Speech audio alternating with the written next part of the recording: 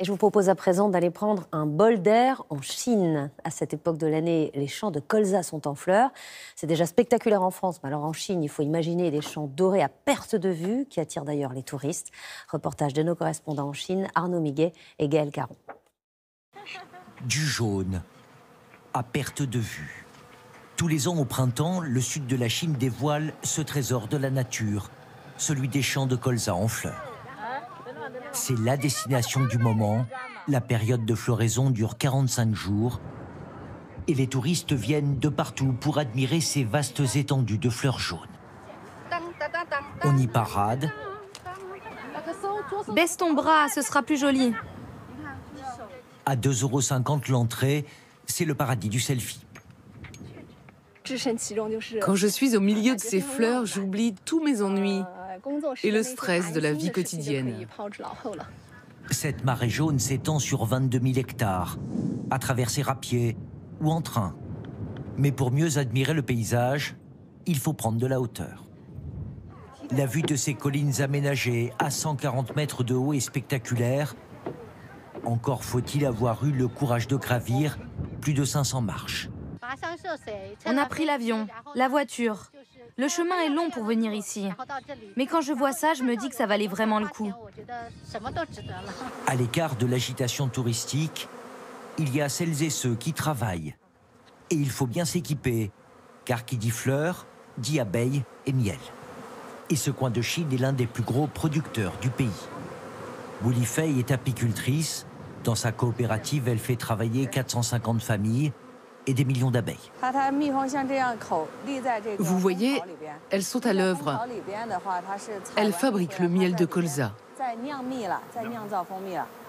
De ces ruches, il y en a une centaine ici. On extrait 375 litres de miel de colza tous les jours. Tout se fait à la main. Et attention aux piqûres. Ce miel de colza de Liuping est réputé. C'est l'un des meilleurs. Ce miel de printemps, elle le vend 24 € le litre. Regardez un peu le blanc à la surface. C'est l'enzyme active.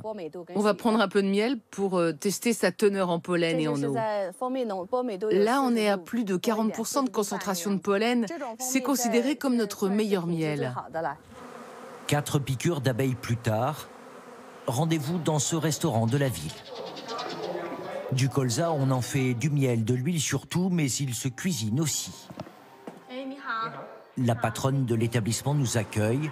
Pendant qu'on cuisine, les tiges de colza sont préparées en soupe, comme un légume vert, pour le déjeuner. C'est un plat à base de jeunes pousses. Évidemment, dans la région, on fait aussi de l'huile de colza. Vous savez, toute notre vie tourne autour de cette fleur. Au milieu des champs de colza poussent désormais des hôtels et campings comme celui-ci. Le directeur est heureux, tout est complet pour la saison.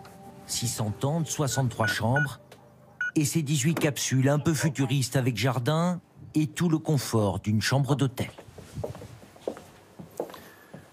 Voici notre capsule de 48 mètres carrés. Le prix de la chambre est à 270 € la nuit. Ici, vous pourrez vous endormir en regardant les étoiles. Et en vous réveillant le matin, vous pourrez admirer les champs de colza. C'est vraiment un paysage unique. Le tourisme rural en Chine après 3 ans de pandémie à la côte. Après le choc de la pandémie de Covid-19, les gens veulent voyager et ont besoin de nature et de grands espaces. Ces grands espaces perdront leur couleur jaune dans quelques semaines, remplacés par d'autres cultures, en attendant l'année prochaine.